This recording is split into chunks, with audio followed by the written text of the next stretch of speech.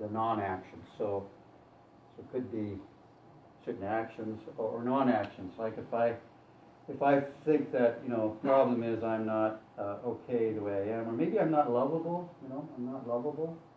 Mom and dad don't compliment me enough. They don't see me as who I really am. They don't see me as this beautiful, sacred, divine being I was born as. They don't see that.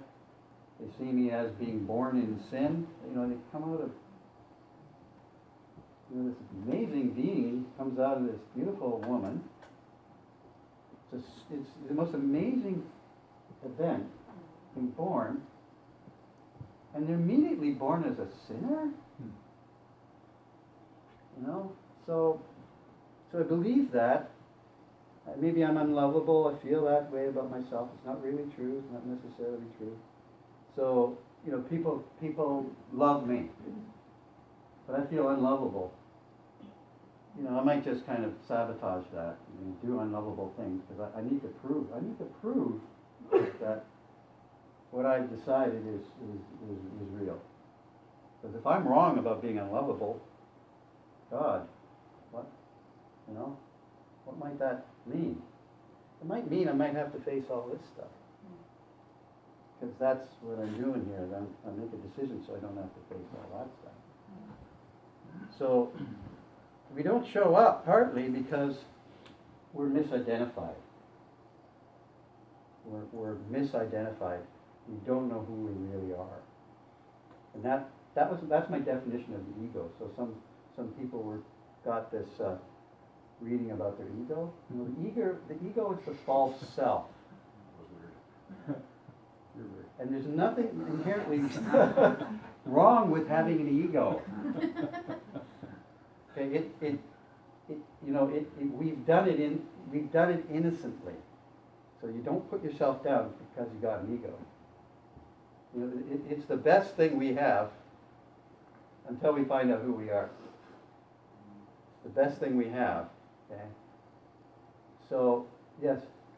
I don't know if it's right, but if I can share something that's happened, but looking back on it, I guess it's the part of like, well, I had a hard time growing up, and when I started high school, which was Ottawa high schools would talk about judgmental, talk about emotional concentration camps, and that's what they were.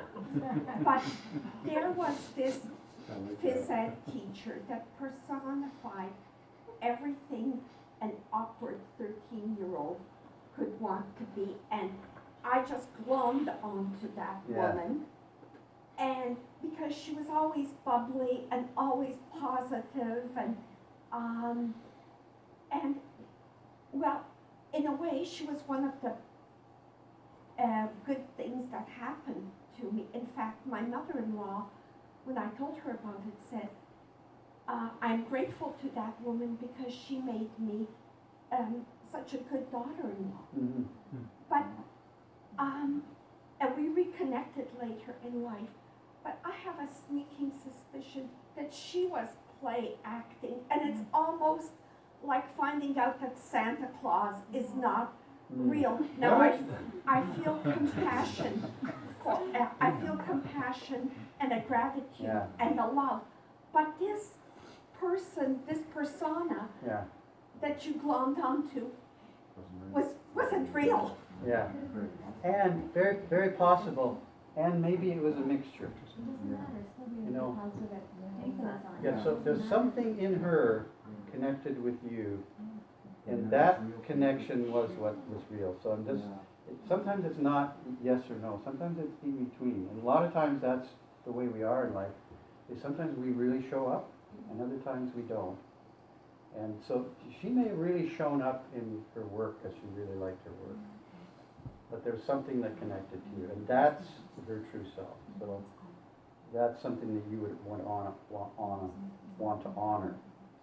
Because we're all caught up in a false self. We're all a mixture, So just to give you some inspiration there. Yeah. Can I have something to Anya? Yeah. I'm a family doctor, and my best. So, how do we get out of this? That's the big question, right? So if this is going on, and this, you know, this is dogma right now. This is my experience, but it's only true if you experience it to be true, or maybe there's a part of it that you can relate to. And you go, okay, so this is true. So just want you to know, you don't have to believe anything I say here. Okay, this is not about belief. It's about you experiencing what's true for yourself. Okay? So don't take this on as Russell said it. He's the teacher. The guru. He's the guru, and therefore it's true. I have I'm gonna touch your feet soon. you got to bow down to me because my guru's guru and his guru and that guru's guru.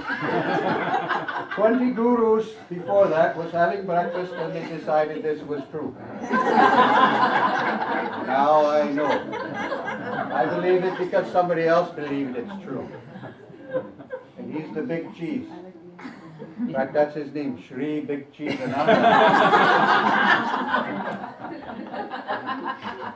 Okay? So, what do we do? Well, there's two things that I call one clearing, and the other thing is awakening.